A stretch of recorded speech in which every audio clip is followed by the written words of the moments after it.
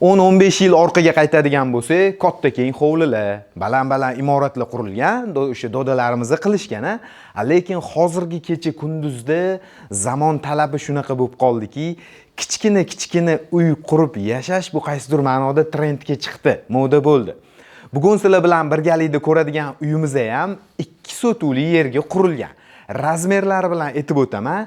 Kengligi 8 metr qilingan, uzunligi 25 metr. Uyimiz juda ham eksklyuziv proyekt qilingan, 100% podключ holatda hamma narsalar bilan tayyor qilib qo'yilgan.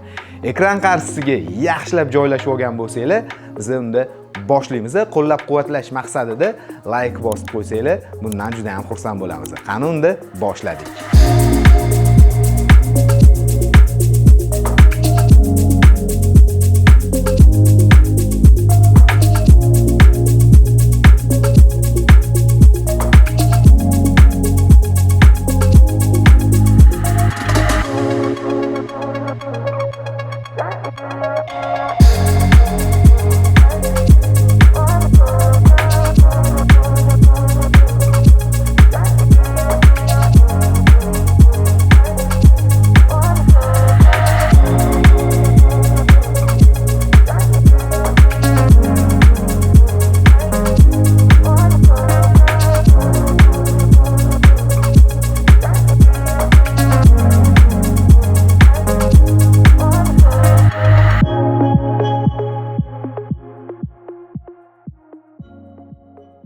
Assalomu alaykum, meni YouTube'dan kuzatib kelayotgan qadrbaland qadrdonlarim. Sizlar bilan yana YouTube'da yangi videoda ko'rishib turganimdan juda ham xursandman. Bilasizlarmi?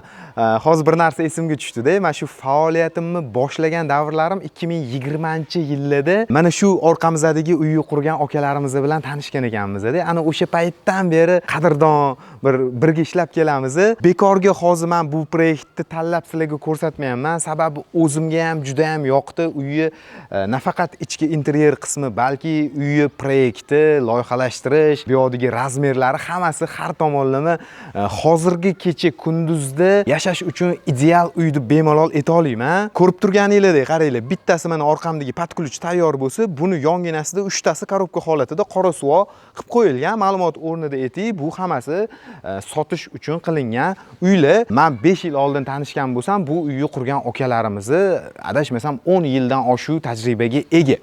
Har bitta uylarimiz 2 sotuvli yer maydoniga ega. Endi kelinglar, kiraverishdan boshlab ko'rib chiqamiz. Birinchi bo'lib razmerni aytaman. Shunaqa kichkina sotuvga uy qurish mumkinmi deganlar uchun.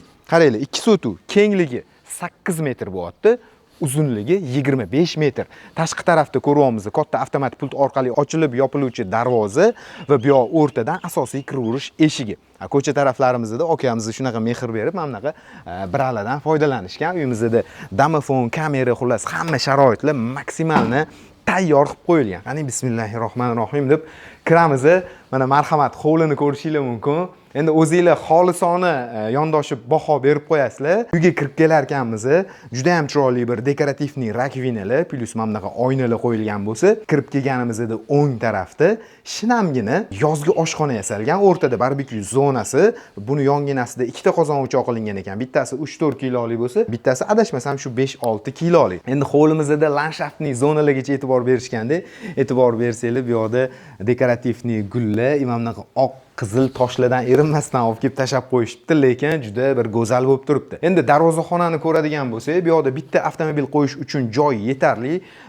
Yerdagi katta gulli kafillarga e'tibor berasizlar. Bu fosfor ekanda. Hozir mana yorug' paytda o'ziga nur yig'ib oladida, qorong'i bo'lganda yonib turadi fosfor. Bu yoqda navesimizni, darvozaxonamizni ostida chiroyli dekorativniy lyustra bo'lsa, mana bu tarafida akamiz shu joyga moslab turib Namangandan dedilarmi, Andijondan dedilarmi, zakazga olib kelgan ekanlar.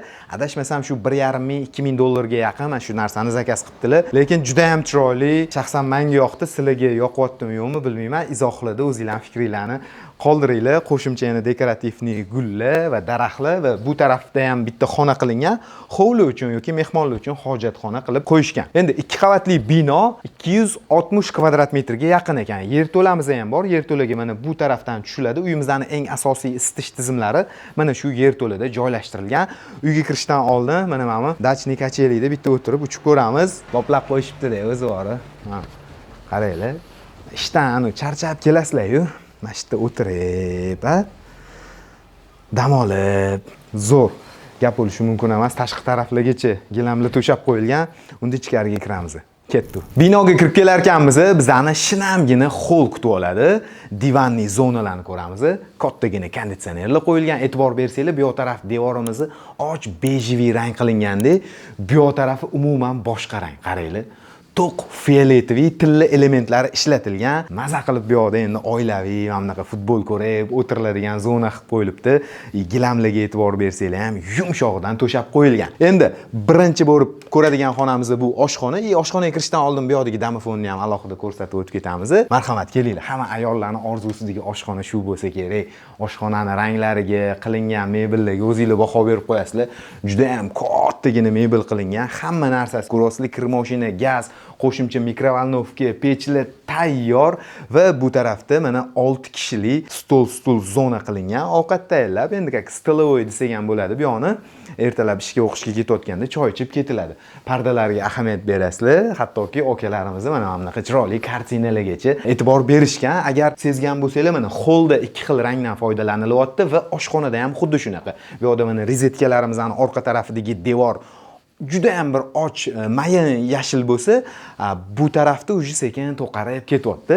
Davom etamiz. Bu birinchi mana oshxonamiz bo'ldi. Holni ko'rdik, zinani ko'ramiz. Ikkinchi qavatga chiqaverishda ham shu fioletoviy to'q rangdan foydalanilgan. Marhamat, endi mehmonlarimiz uchun mo'ljallangan kattagina keng, mana shunaqa juda ham bir chiroyli, hashamatli mebellar bilan bezatilgan. Bu mehmonxonada ham o'sha narsa takrorlangan, ya'ni boya aytganimdek, ikki xil rang. Bu taraf devorimizni to'q qanaqadir balotoviy yashil rang bo'lsa, bu tarafdagi devor umuman boshqa. Mana ko'ringlar, bunaqa dekor elementlaridan ajoyib lyustra, qo'shimcha galagellar o'ziga xos bir hashamat berib turibdi. U yoq tarafdagi bir qora oq parda ham zo'r uyga mos bo'lib turibdi. Hattoki okalarimiz mana televizorni tagidagi tumbani ko'ryapsizlar. Shotka ham dekorlardan foydalanishgan. Bu yoqda yangi yana televizorlar qo'yib qo'yishgan. Mana bu rozetkalariga e'tibor bersanglar ham tilla elementlari foydalanilgan va rozetkalarni ham qora tilla elementi o'ynagandan, fasonidan, ya'ni xullas tanlab moslashgan. Endi davom etarkanmiz, birinchi qavatimizda marhamat, umumiy biz yuvinish xonasini, hojatxonalarini ko'radigan bo'lsak, buni yonginasida oxirgi birinchi qavatdagi xonamiz. Bu ko'rib turganingizda ota-onalar uchun mo'ljallangan yotoqxona. Bu yotoqxonani endi rangini o'zingizlar ko'rib turibsizlar. Juda ham bir yorqin, to'q pushti rangdan foydalanilgan. Bu yoqda ham kravatlari, u yoqda tremolari va bu yerda kattagina oynali o'zini garderobini ko'ramiz. Endi shaxsan o'zimga yana bir yoqqan joyi bor bu proyektimizni. Mana kelinglar. Mana shunaqa 2 sotuv yoki bir 1,5 sotuvga qanaqa uy qursam ekan deyotgan bo'lsanglar, videoni oxirigacha ko'ringlar. Uyimizning plani juda ham aql bilan qilingan. Joydan juda ham unumli foydalanilgan. Uyimizning marhamat, orqa hovlisi. Mana orqa hovlida mana shunaqa sharoitlar. Mana o'tiriladigan stullarni qaranglar. Mana. Bu yerda endi charchagan paytingiz, dam olaman deb bir choy poy ichaman deb sekin o'tirib, toza havoda tinch, mahallani shovqini, ko'chani shovqini kelmaydi, maza qilib o'tiriladigan joy qilib qo'yilgan, iskustunniy gullardan qo'yib qo'yilgan va har bitta xonalarimizdan orqa tarafga qaragan katta panorama romlari ham bor. Birinchi qavatimiz menimcha sizlarga tushunarli bo'ldi. Biz bo'lsa unda ikkinchi qavatga chiqamiz. Ketdi. Uy qurayotganlar yoki remont qilayotganlar mana shu narsadan foydalaninglar. Bu uy qurgan okalarimiz ham mana zinadan ko'ryapsizlar, ikkinchi qavatga chiqaverishda patologgacha katta dekorativniy oynadan foydalanishgan. Bu narsa zo'r. Agar sizni yo'lagingiz yoki qanaqadir xonangiz torroq, kichkinaroq bo'ladigan bo'lsa, bu katta oyna bir kengroq ko'rsatishi effektini berib turadi. O'rtada ko'rganinglardek kattagina qandil qo'yilgan, u yoqda katta dekorativniy oyna bo'ldi chiqarganimizda. Endi ikkinchi qavatimizda chap tarafda ikkita xona bo'lsa, o'ng tarafda ikkita xona. Mana o'ng tarafdagi xonadan boshlaymiz. Ikkinchi qavatdagi xonalarni ko'rishni. Uyimizda ikkita mehmonxona qilingan. Pastiga ayollar uchun bo'lsa, bu erkaklar uchun mo'ljallangan mehmonxona bo'ladi. Shunga moslab uy qurgan okalarimiz ham mana shunaqa mebellardan qo'yib qo'yishgan, 10 kishilik va bu yoqda ham shu narsa takrorlanganki, devorimizni bu yoq yarmi to'q jigarrang rangdan foydalanilyapti va bu yoq tarafdan G bo'lib och bir yoqimli, qanaqadir bejivi ham deb bo'lmaydi-ku, mana endi o'zingizlar ko'ringlar, oqimtirsal jigarrangni juda och varianti, yoqimli ekan. Va bu yoqdagi mebel jihozlarimiz ham qora va tilla bilan kollaboratsiya qilinganidan tanlab qo'yilgan. Bu tarafda ham yangi televizorlar va mana kartinalarni men qo'yil qolganim, mana shunaqa ramkalarigacha topib qo'yib qo'yishgan. Plus yana biralari bilan gap bo'lishi mumkin emas. O'zingizlar endi bahoni beraverasizlar. Bu birinchi bizani ikkinchi qavatdagi xonamiz bo'ldi. Buni yonidan ikkinchisini ko'ramiz.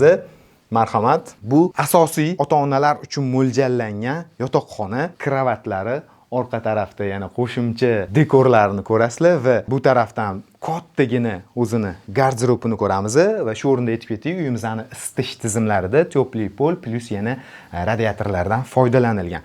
Bu asosiy ota-onalar yotoqxonasida mana bunaqa o'zini tremosi bor-da. Mana bu yerda juda ham bir chiroyli tortmachalari bor, soatlarni yoki bir qanaqadir qimmatbaho taqinchoqlarni qo'yib qo'ysak bo'ladi. Qo'shimcha tortmalarni ichi ham bor-ku, yumshoq yashil rangdagi materialdan qilingan ekan, barxitni zo'r lekin. Mana bu narsaga alohida 5 baho. Shaxsan endi meni bahoyim va men bu yerda meni hayron qoldirgan narsa joydan shunaqa unumli foydalanish. Kengligini ko'ryapsizlarmi? 80 sm. Mana shu sanuzlimiz. Endi qaranglar, 80 sm. Bu yoqda unitaz ham bor, veshilka ham bor, dush ham bor. To'g'ridan dush tagida o'sha slif qilingan suv oqadi. Kichkina rakvina ham qoldirilgan, yana kamiga mana bunaqa shkofli tegida shkofi ham bor. Sovun qo'yadigan, qo'shimcha aksessuar qo'yadigan, veshilkalar sochuv qo'yishga. Men bunaqasini 5 yil ichida ko'rmagan edim. 80 sm kenglikdagi sanuzl 100% mana shuni sanuzl desa bo'ladi. Sababi hamma narsa komplekt.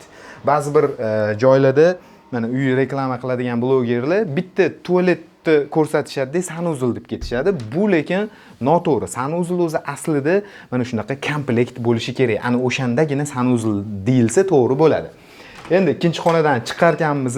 Bu umumiy ikkinchi qavatimiz uchun hojatxona, yuvinish xonalari bo'ladi. Bu yerda ham vannalar, qo'shimcha rakvina, unitazlar qo'yilgan. Endi buni yonginasida marhamat bolalarimiz uchun mo'ljallangan yotoqxona. Bu ham o'ziga xos bir yorqin qilingan, yashil ranglardan foydalanilgan, yashil pardalar va yashil yumshoqqina gilam, ikkita kravat qo'yilgan bo'lsa, devorimizning bu yoq tarafi och, bejiviy aboydan foydalanilgan ekan. Va endi yosh bolalarga shunaqa bir emotsiya berish uchun mana bunaqa Gelendewagenni portretlardan qo'yib qo'yilgan. Bolalarimiz uchun bu yoqda qo'shimcha yana garderoblarimizni ham ko'rishimiz mumkin. Endi uyimizdagi eng oxirgi zinadan chiqqanimizda chap tarafdagi xonani ko'ramiz.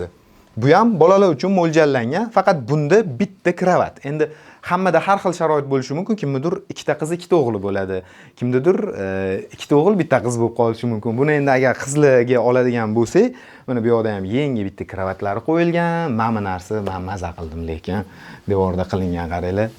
Mana bu gilam ekanda, Qur'on oyatlari yozilgan, adashmasam, gilamda shunaqa yozilganini qayerdan topishgan bilmayman. Mana ramkalari, yasalgan narsalar hammasi qo'l mehnatida qilingan. Mana shu xonada lekin mana shu kartinani boplashibdi. Bu xonamizda ham ko'rganinglardek bitta kravat va bitta garderob bo'lyapti. Va e'tibor bersanglar, hamma uylarimizning, hamma to'g'rirog'i xonalarimizning pardalari har bir devorni ranglariga kollaboratsiya qilingan. Endi bu xonamizdan biz balkonga chiqamiz. Qani kelinglar.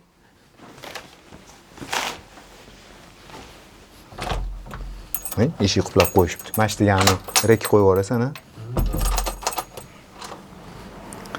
Hattoki balkonlargacha ham gilam to'shab qo'yishibdi. Tepadan uyimizni ko'rishinglar mumkin. To'g'rimizda yon atrofdagi uylarni ko'rasizlar. Qadrdonlar, bu uyimizni sotuvda birinchi bo'lib manzilini aytadigan bo'lsam, 3 qahramon kuruni hamma biladi. 3 qahramon postini, ana o'sha postdan bor yo'g'i shu 6-6,5 kilometr uzoqlikda bo'lyapti. Narxini bo'lsa $198,000 deyishyapti. Agar tepasida kelib naqd pul bilan savdolashadigan shu uyni olaman deb niyat qilganlar bo'lsa, pastda opisaniyada yozilgan nomerlarga aloqaga chiqaverasizlar. Uyimizni, obzorimizni sizlarga ma'qul kelgan bo'lsa, like bosib, obuna bo'lib qo'ysanglar, biz bundan juda ham bir katta motivatsiya olamiz va sizlarga mana shunaqa eksklyuziv, yaxshi, zo'r uylarni ko'rsatib borishda davom etamiz. Hammanglarga rahmat, salomat bo'linglar. Keyingi videolarda ko'rishguncha.